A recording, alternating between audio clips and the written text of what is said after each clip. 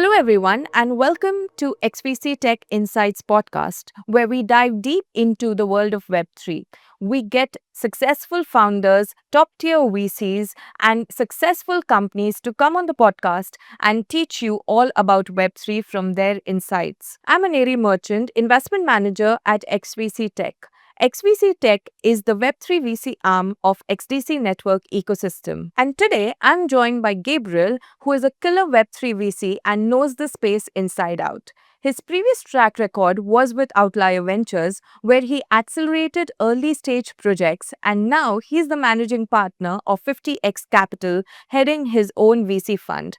Thank you, Gabriel, for joining the podcast. It's an extreme pleasure to host you today. Thank you, Larry. So, before we dive into the world of early stage projects, funding, the macro environment, let's talk a little bit more about your journey.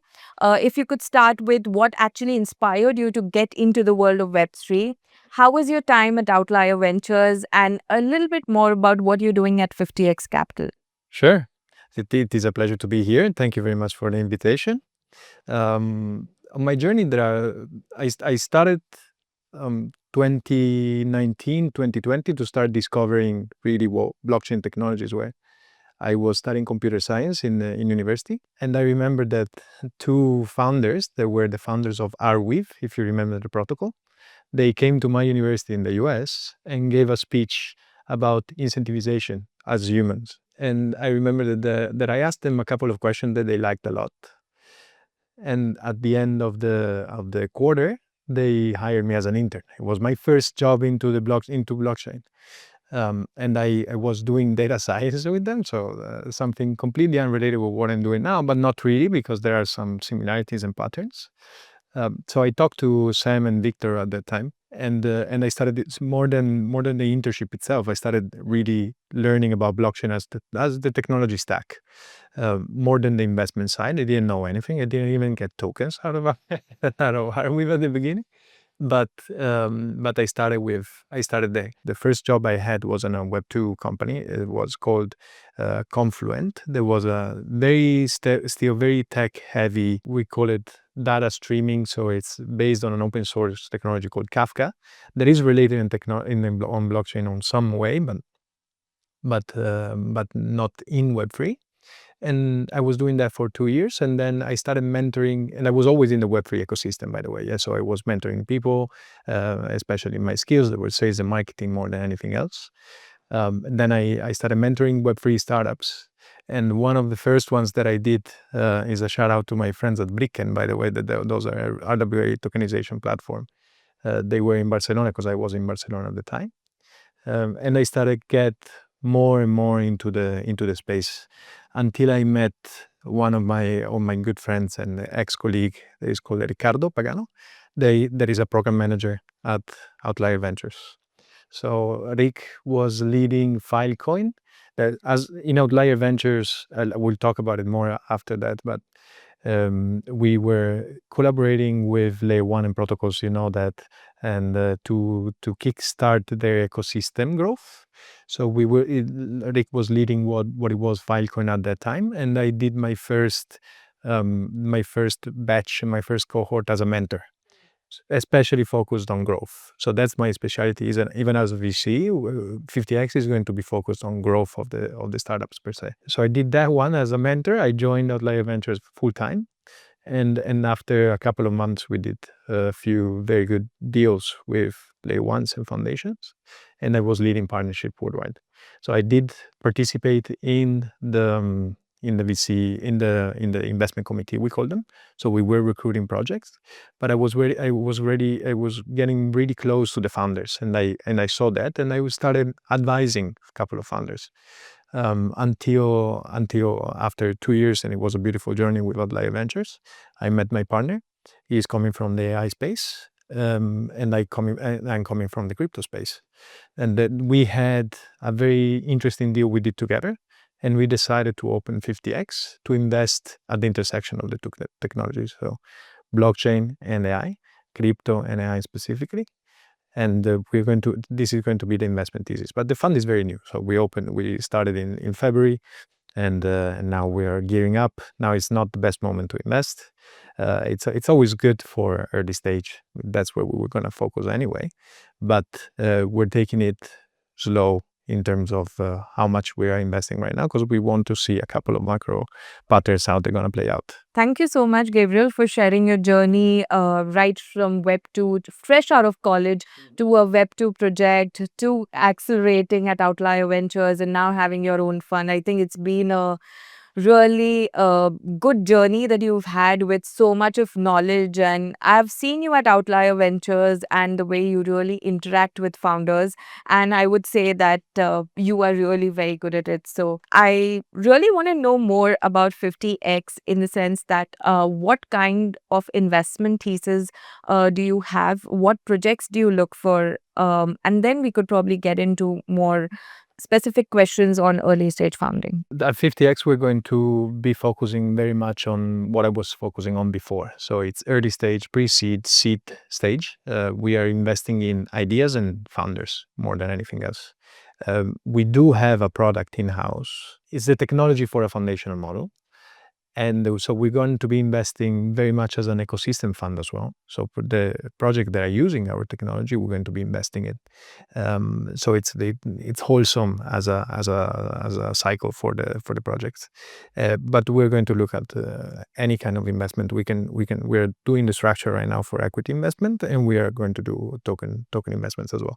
I prefer token side. I think it's better, and in crypto we know it could be a better deal, but needs to be required. You need to know why you launch a token, how you launch a token, and who you launch a token for. So yeah, this is going to be the thesis. But it's our focus is we have an amazing network and we have very good technology. So we're going to help, depending on the region that those founders are, we're going to help them grow in the specific areas that they are, helping them on the technology side and helping them on the growth side, network side, so they can boost their ecosystem, they can boost their marketing, they can boost their growth. This is our specialty, right? Because we know a lot of people in the space, so we are able to connect them to the right people they need to talk to. And this is the main idea. We're going to be very hands-on investors, not hands-off. We need to be, especially now, because the fund is not that big. It's the first one that we're trying, so it's going to be a nice try. It's a learning curve, correct? I did that with OV. I saw how they were doing that, and now I think it's the right time to really go into the market and then do it myself. So if I connect the dots from what you just said, 50x looks more like a strategic investor helping projects, not just by investing, but also through connections and through giving the knowledge that you and your founder have. So that's something that's very nice, because I think at the early stage between pre-seed to seed, most of the founders, what they really need is mentorship, and that's what they lack. So once you give them the clarity and the direction, I think and growth is endless, right? 100%. They need mentorship. They need more than anything a structure. They need connections in the space. Even if the best founders that we want to invest in are probably not the first-time founders, they are second-time founders. They are third-time founders. So they know the space they're playing in very well. But yeah, they need the more people you have with you, the better it is. Right. And as a founder, you need to be smart enough to understand who is giving you the right advices, and not just taking for granted everything that people are telling you, because there is no one clear path to success. There are different paths. And it's always up and down, right? There is no straight line to success. 100%. You know that. So with all that you've seen over the last 5 years within the Web3 space and your experience, what is one green flag and one red flag that you look for while investing, which either makes it a go or a no-go? Green flag for sure. We talked about it a little bit before. It is on the founder knows the market is playing in. So he understands the specific problems of that market and is solving for one particular problem. So that one, even if, as you know that as well, even pre-seed and seed, there might be pivot. There is not going to be your final product, the one you're launching first. But even if you know what market you're playing in and you know that you're solving one specific problem for one specific set of users, then this is a green flag. Even if the economics are not okay, the tokenomics are not okay, you don't have the right, maybe the right people you need to have. But knowing the space you're playing in, I think it's the most important thing for a founder to have to understand. And a red flag is if they don't have it, right? If they don't know, they're just wrapping up some other ideas and trying to make it better with some kind of tools that now are available. You can see plenty of those. You can see plenty of those. They're just trying to recreate the same idea of somebody else with a slight tweak, but they are not really playing in something that they believe in, right? So, and they understand. I agree with your point because nowadays, whenever even I evaluate a lot of projects, the founders tend to solve one idea, but then they add so many different features which are actually not required. And that actually confuses the end users on what I need to use, what is this about, is it the actual fit for me? So, having one problem, solving that problem in a simple way, I think goes better than adding 100 features, targeting 100 users just confuses people more. The most underrated skill is that one. Just keep it simple. Keep it simple, solve it simply for one set of users that you know every details of. Yes. I remember that all the time we did an exercise, especially because the first part of my journey in Novi was about marketing and sales. And marketing and sales is all about the persona. Yeah. You need to understand the persona you're selling to or you're marketing to. We were doing an exercise that maybe was too much. Was with the current head of marketing advisory. It's called Unica, and we were doing an exercise with all the founders that they needed to describe physically, and they needed to do at least 2 pages just with that persona that they have in mind they want to sell to. They need to know everything about them, right? Like they need to know where to find them, how to find them, what do they like, what place they go, because the marketing is going to be in there, right? So you need to really understand your product and your users. It's like dating someone. You need to know their preferences, their likes, their dislikes, and just getting to them by knowing everything about them. Every detail. So you know what are the hidden gems and the hidden stuff, why they're behaving in certain ways, because that's where the secret is. It's not just, if you stay very superficial, it's not going to help you, and it's not going to help your startup, it's not going to help your product. You really need to understand that. And you need to be good at, as a founder, you need to be good at sales. You need to know your customers first and what they actually want, and not just keep adding features because it looks cool and increases the valuation. It increases the valuation, but then decreases the perception that the people have. And even if you have a lot of features, most likely you're going to have one feature that is going to take you viral. That is going to be the cash cow. So you can play around because you don't know exactly which one is going to work. But you need to, once you find the product market fit, there is the second stage, then focus on that one and eliminate all the noise. The 80-20 rules, Pareto law, right? 20% of the revenue is going to come from 80% of the revenue is going to come from 20%. Over the last 5-6 years, we've seen the different narratives. It started with NFT, then went to metaverse, and then we had an RWA cycle, AI agents, and now we may have a DeFi summer. So how do you separate the changing narratives in the Web3 space? How do you separate the innovation from the narrative? What do you think is something that needs to be focused on more? Is it like a good product which is actually solving a user problem, or would you rather invest in something which is actually in the narrative? It's a good question, but it's crypto is a different market, right? So you cannot separate too much the narrative from the product, and it goes in cycles. You have the 4-year cycles. There are a few exceptions of it. We saw a couple of them this year as well, but you need to be able to tell your story because there is a lot of tribalism in crypto. There is a lot of it's a different market. It's not comparable with anybody else.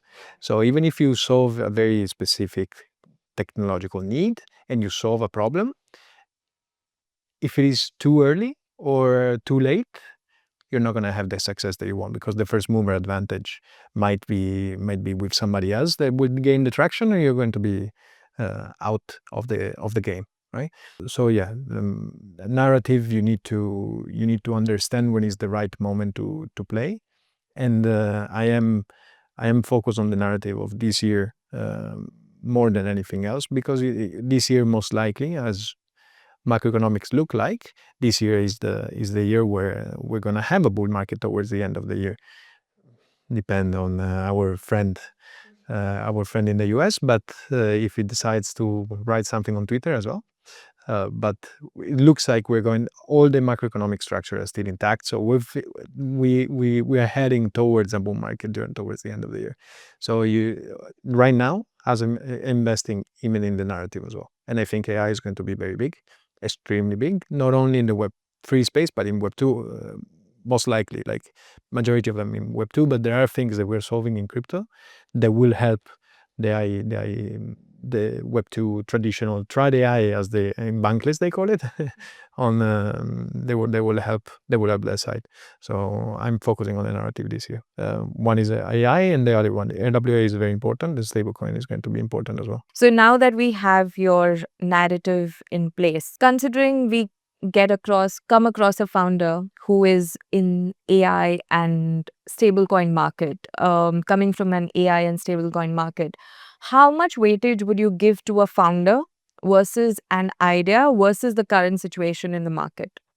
Would you invest in a founder which has a stellar idea but the markets are bad?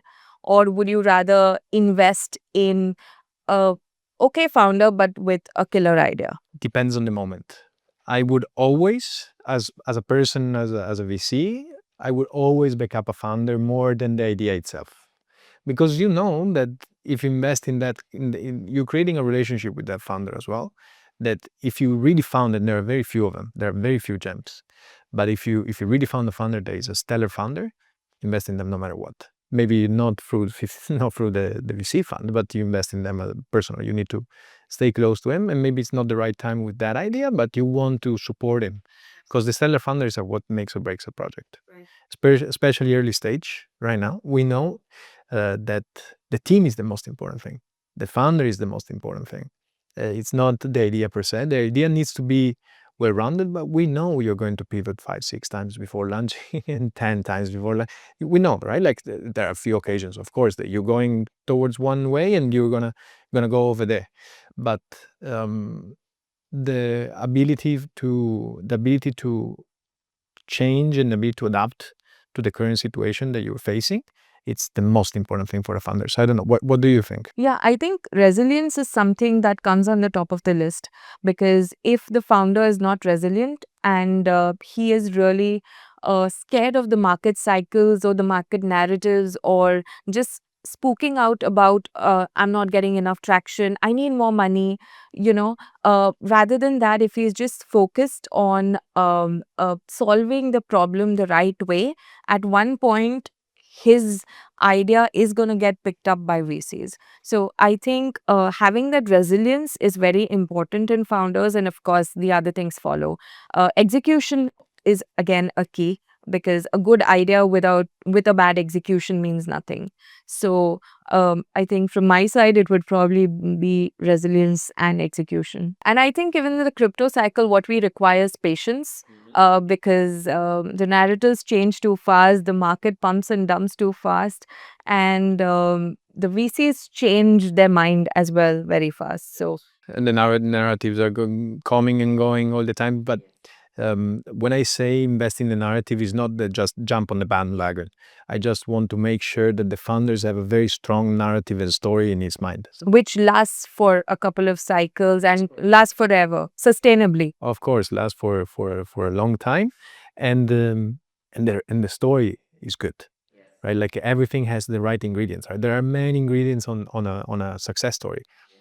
If you have majority of them, if you have 60%, 70% of what it takes, you're gonna make it. somehow. Maybe it's not going to be the unicorn that we are looking at, but you're going to make It's going to make it, yes. So we've always talked about founders' intuition and that founder sees a particular problem and he thinks that my idea will either disrupt the market or probably create a new market which doesn't exist. So that's where he actually starts his business and thinks it'll become a unicorn. But we don't talk much about a VC intuition, that a VC strongly feels, irrespective of what the crowd is saying, that this is the hidden gem, or probably even if the people are saying this is amazing, but there is some intuition which is saying, hey, don't invest. So have you got any instance which you can say without naming the project that you discovered a hidden gem and all probably just stepped backwards because you didn't think it was the right fit for you? I can give you another example where I found an entrepreneur. I found a founder with a product, with an idea, and that the VC did not recognize, but I still believed in him very much, and he then went and did great things. I had it, and it was a couple of years ago. I'm not gonna name the project itself, but sometimes there are a few things that VC are not seeing in terms of they want to be very standard. They need a safe, they need a SAFT, like they need all the operational stuff that are gonna take them. They're gonna make them free of whatever regulatory landscape that they have. But sometimes you need to showcase that you believe in the idea of the founder, and this founder was amazing. He launched another very famous project before. He made a lot of money by himself, and that could be a red flag or a green flag. But he invested his own money into the project for many years until the product was great. Then he went and raised, but the structure of the company was not the best. Right? It's not something that is not investable for the VC.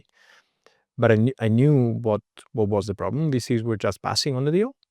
I knew what was the problem. We changed the structure of the company, and then it went on a good track. So we see intuition does exist. I think so. It depends on any kind of firm will have a different intuition. Like we all play where our strengths are. For me, it's understanding people.